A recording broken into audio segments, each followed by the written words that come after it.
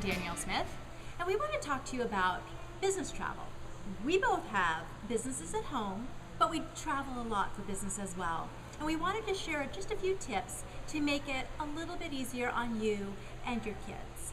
So one of the things that we do is I like to get something for her, something small, and while I'm on the road, I take pictures of it. It could be a little stuffed moose or a little stuffed bear, something that I can take pictures in the scenery where I'm at and then share them with her. And then when I finally get home, I give her that little thing that I've been photographing. So for me, I take a little something from home, from my kids with me, and I leave a little something of me with them. Because both of my kids, they are 5 and 7, going on 6 and 8, and they're starting to have a more difficult time with me being away. So my daughter gave me a purple hippo pillow pet, and I take it with me every time I travel, and she gets a huge kick out of it. And I often take pictures of me snuggling into bed with it. And then I always leave. I sleep with a teddy bear at home, and I sleep with a great big blue blanket. And each of my kids gets to sleep with one or the other, and they take turns. One sleeps with my bit, as we call it. Bit was my daughter's very first word. It's what she called her blanket when she was little. So one of them sleeps with my blue bit, and the other one sleeps with my teddy bear, and then they trade off.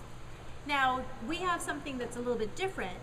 You like to Skype with your kids. I do. My kids love to Skype, but this goes into the idea that it's really important to listen to your child, to hear what is important to them and what they need from you while you are traveling. So Skyping for us works, but it's not great for you. It's not great. In fact, we did Skype for a little while, but it upsets my daughter, who is 5. It upsets her so much. She cannot stand to see me there, and yet I'm not there. And so my husband and I finally talked about it and decided, let's not Skype.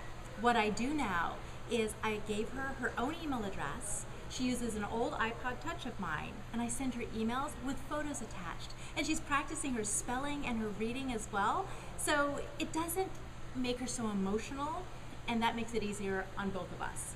So to me, one of the big keys there really is, what does your child need from you? Because the transition isn't easy. It isn't easy on you to be away. It isn't easy necessarily on your child that you're away. So what can you come up with? You know, and I got an idea from you. You draw such beautiful pictures for your daughter.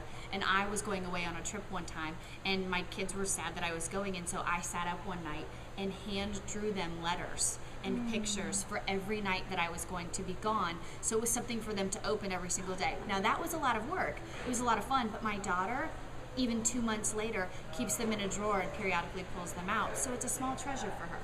I think that that's important, and I think that it's even more important that we share these ideas with each other. So please stop by our Facebook page and tell us what you do. Get some ideas, share some ideas, and I look forward to hearing about it.